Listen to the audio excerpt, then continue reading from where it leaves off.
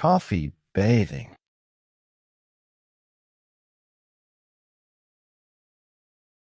When the Japanese ask you, "Would you like some coffee?"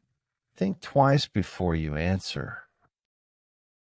In Japan, it is quite popular to have a coffee bath. For about $20, you can get a ground coffee bath. That is, they boil you in coffee. The coffee smells good, but you'll probably feel the heat. It sounds like fun, doesn't it? Well, the Japanese don't do it for fun. They believe it helps cure diseases. Who knows? Maybe it's true. But in spite of what they say, I'll just take my coffee in a cup, thank you.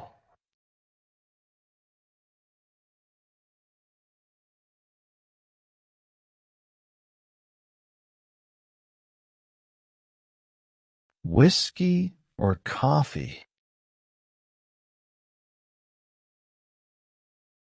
Jack and his Japanese friend, Nori, are on their way home from school. What a hard day I had at school. I feel like having a coffee or something. Me too. Let's go to Rick's coffee shop. That sounds good.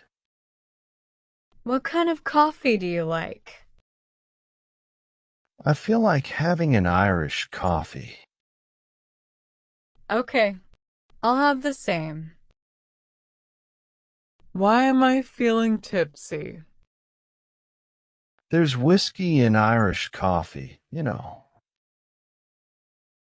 Why didn't you tell me? Boy, it can be dangerous to have a simple cup of coffee with an American.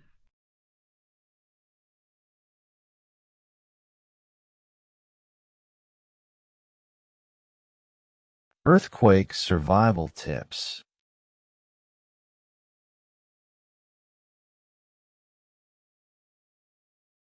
Would you know what to do during a really big earthquake? Experts have looked into the matter carefully. It may be worth your while to look over the following tips they have for us. If the ground begins shaking while you are driving, pull over and stay in your car. If you are in a building, try to get near a strong wall. The corner of a room or the space under a big doorway is the safest. As soon as the quake is over, check the gas pipe in the building. Gas fires often result from earthquakes. These tips may prove to be lifesavers. We should, therefore, keep them in mind. Remember to always hope for the best, but prepare for the worst.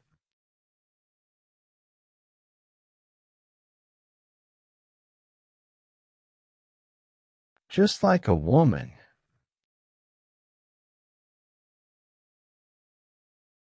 Jenny and Andy are having a cup of coffee at a cafe.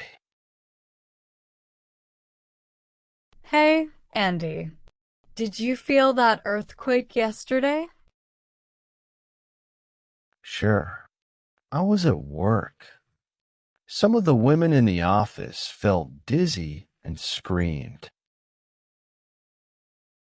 You know, the ground shook so violently that I was terrified. That sounds just like how a woman would feel. I guess we women should be brave like you, huh? Of course. Earthquake. Help.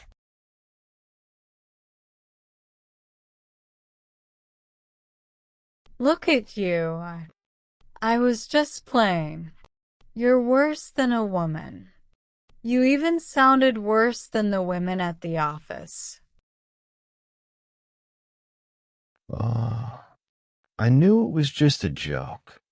I was only trying to scare you. Huh, I bet.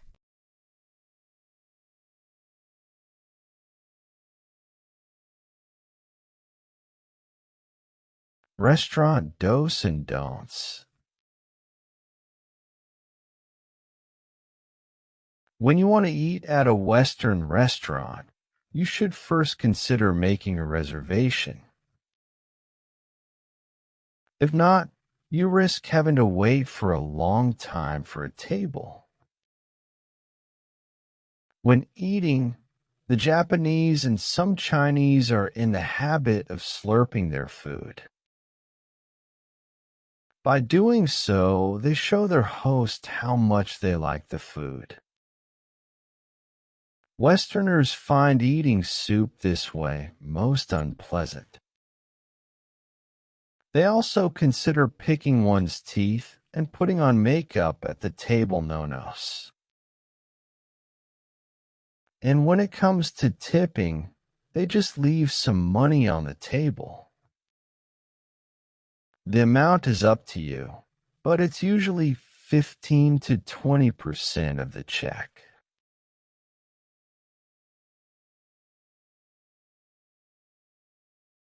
The missing tip.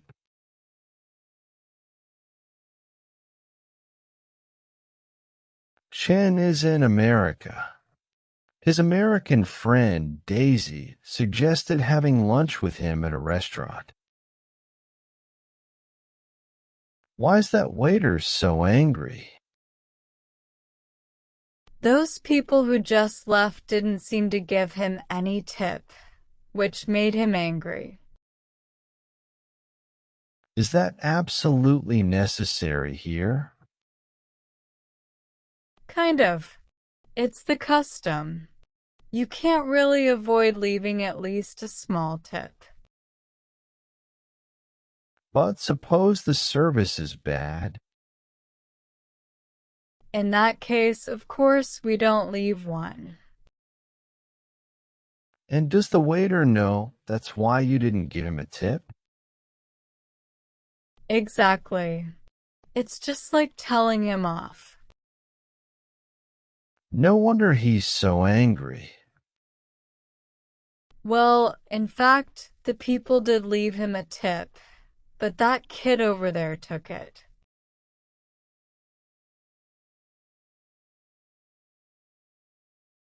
Thank your lucky stars.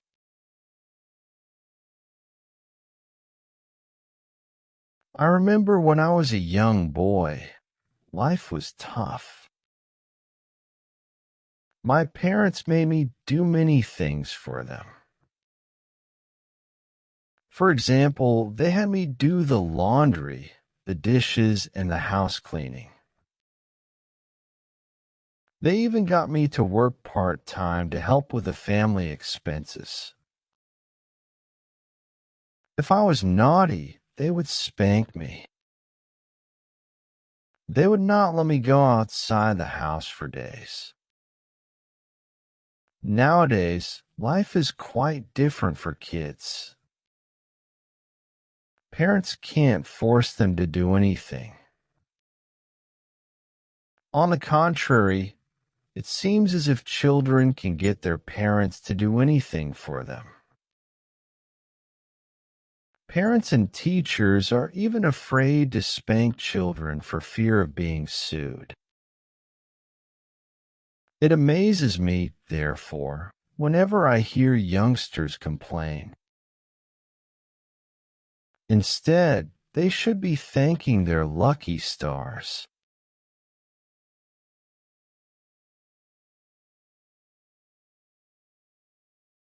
Going on a diet.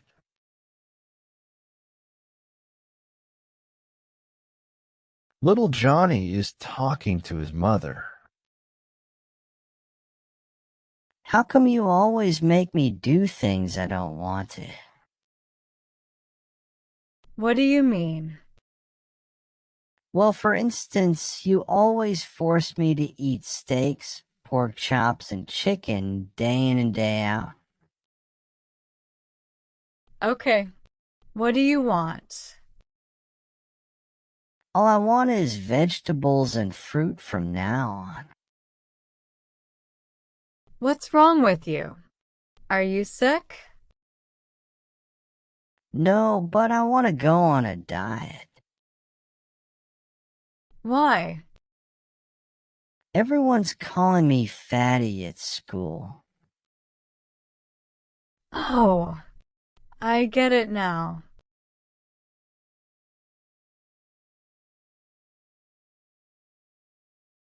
Just a dream.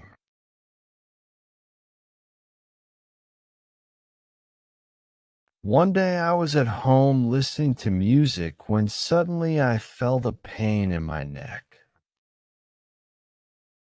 As I tried to turn my head, I had my neck crack. I got the fright of my life. I was so scared that I could feel my legs trembling. What's the matter with me? I thought to myself. Just then, I felt myself slapped by someone.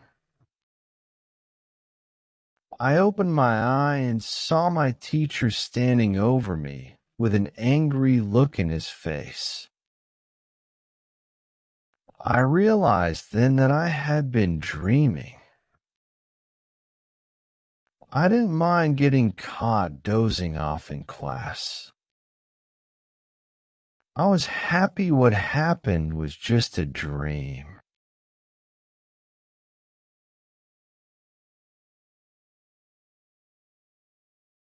Yes, sir.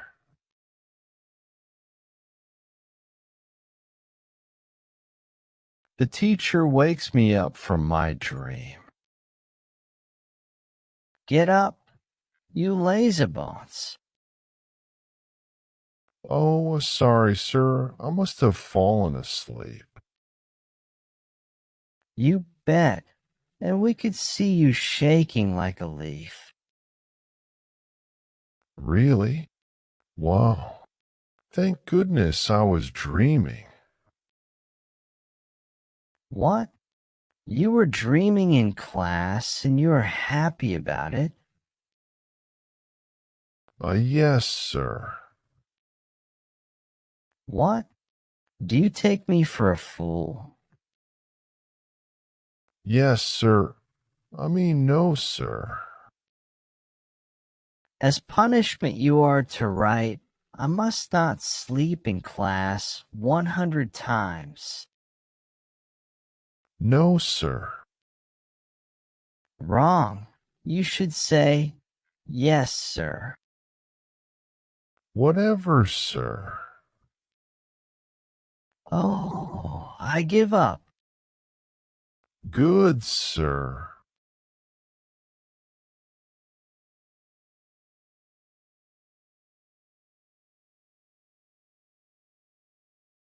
Good feng shui in New York. Feng shui, or geomancy in English, is becoming more and more popular in America. To Americans, it's something brand new. Store and homeowners are consulting feng shui masters for advice. They deem it necessary to rely on feng shui experts, just as they would at home. More and more wealthy Americans are beginning to believe in geomancy. They say that geomancers in New York make $250 an hour. In view of this, we can foresee a bright future for geomancy in America.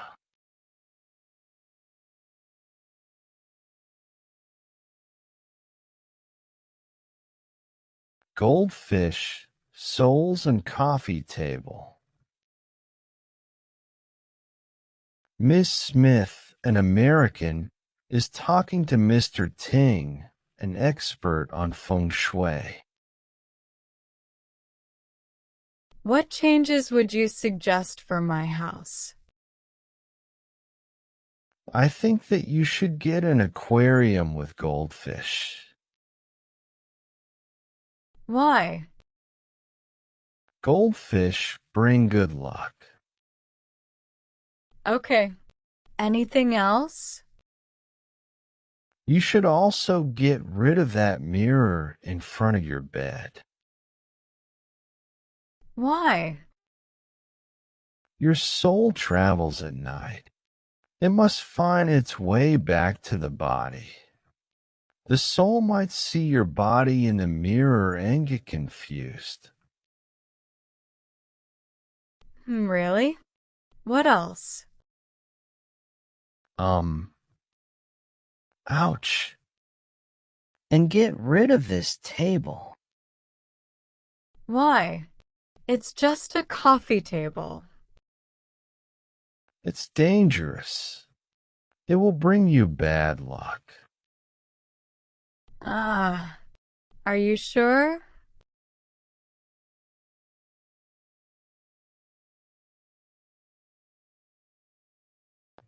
Deadly current.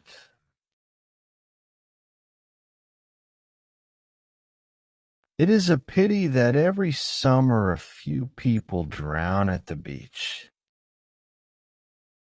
In some cases, these people were good swimmers. So, how did it happen? Riptide. Riptide is a strong underwater current. It moves quickly away from shore and out to sea. It appears suddenly and pulls its victim under and far offshore.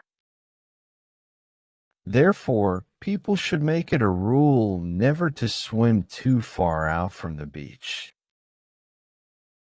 If you find yourself in a riptide, don't panic. And by no means should you try to go against the tide and swim back to shore. You'll tire yourself out and probably drown. Instead, swim parallel to the beach. A riptide is very narrow, so just a few strokes in the right direction and you'll be out of danger.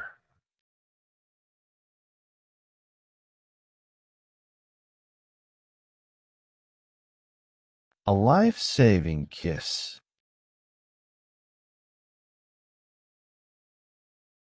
Tanya is a beautiful lifeguard. She has just saved Marvin from drowning in the ocean. I feel a little groggy. That's natural. You nearly drowned a minute ago. You saved my life. You're my savior.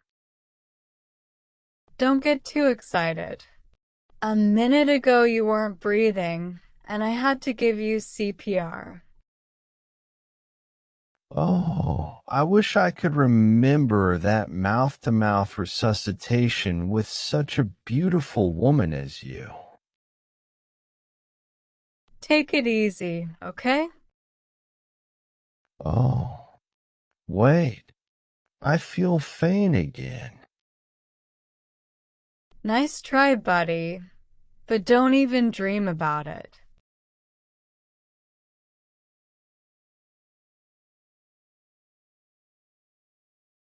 A sense of security.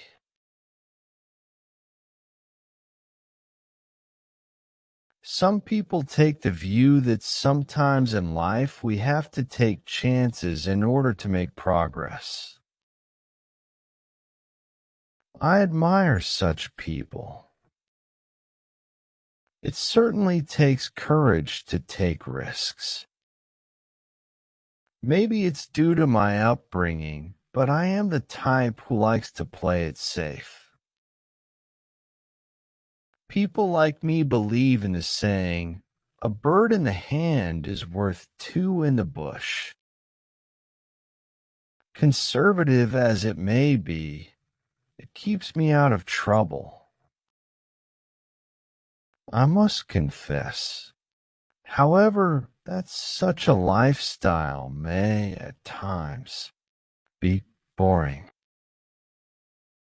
Admittedly, my life is not half as colorful or exciting as other people's, but at least it gives me a sense of security.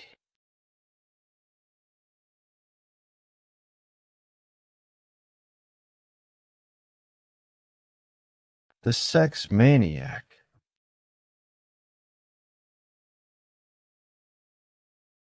Randy is consoling his friend Steve, whose girlfriend has just left him. Come on, Steve. No point in crying over spilt milk. I shouldn't have let her go. Forget her. There are plenty of fish in the sea. But there's only one that I like. How do you know if you haven't tried others? You know me. I am a one-woman man. You're a fool. And you're a sex maniac.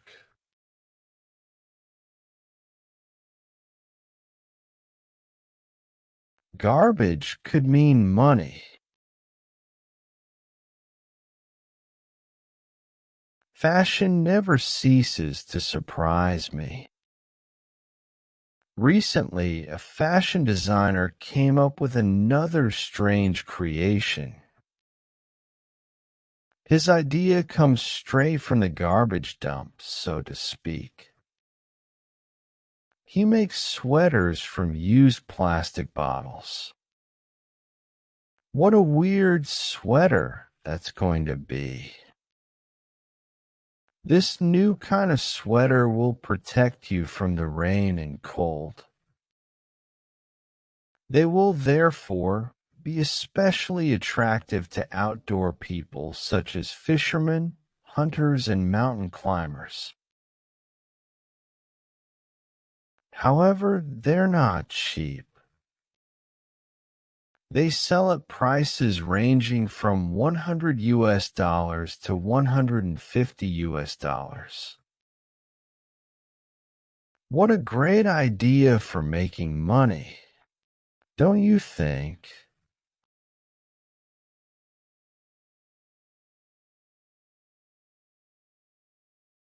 That's fashion.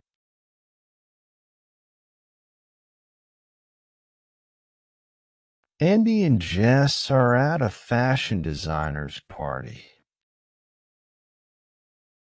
My God, Jess, what's that on Betty's head? Beats me. How weird. I think it's a new kind of hat. Oh, really?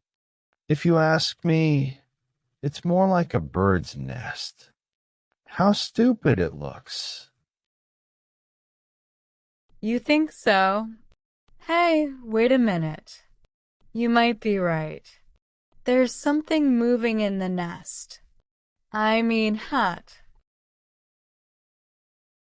Gee whiz, it's a bird. Holy cow. How does she keep it from flying away? Don't you see? She's got it fastened to a gold chain around her neck. If the bird were strong enough, it could fly her to the moon, so to speak. That would really be funny. Well, that's fashion.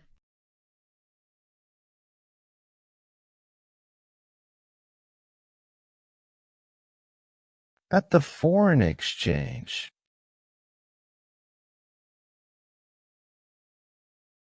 When you go abroad, what's the thing you need most?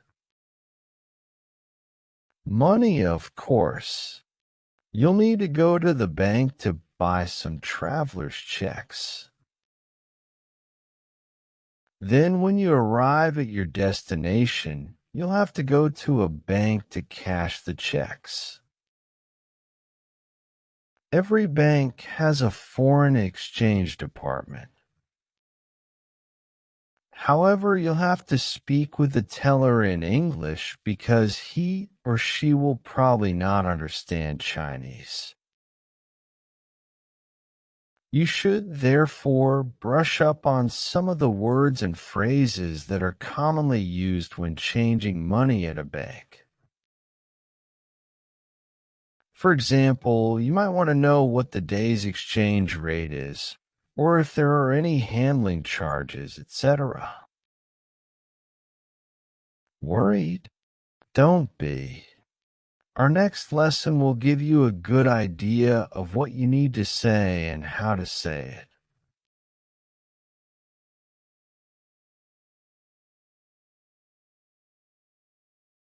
Changing money.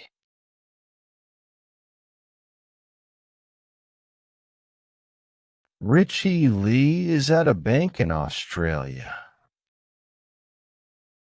He tries not to show how nervous he is about speaking English. Excuse me, miss.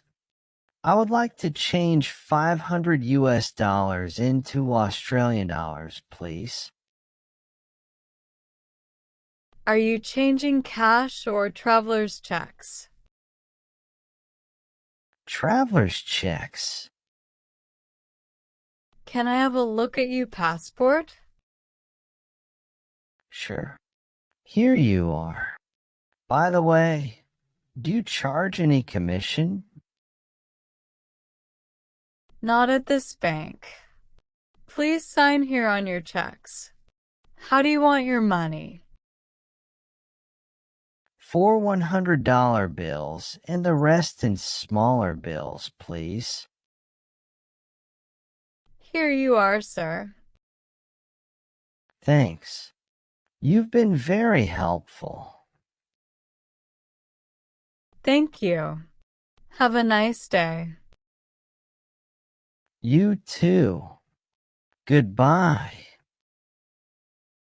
Phew, that wasn't so difficult after all.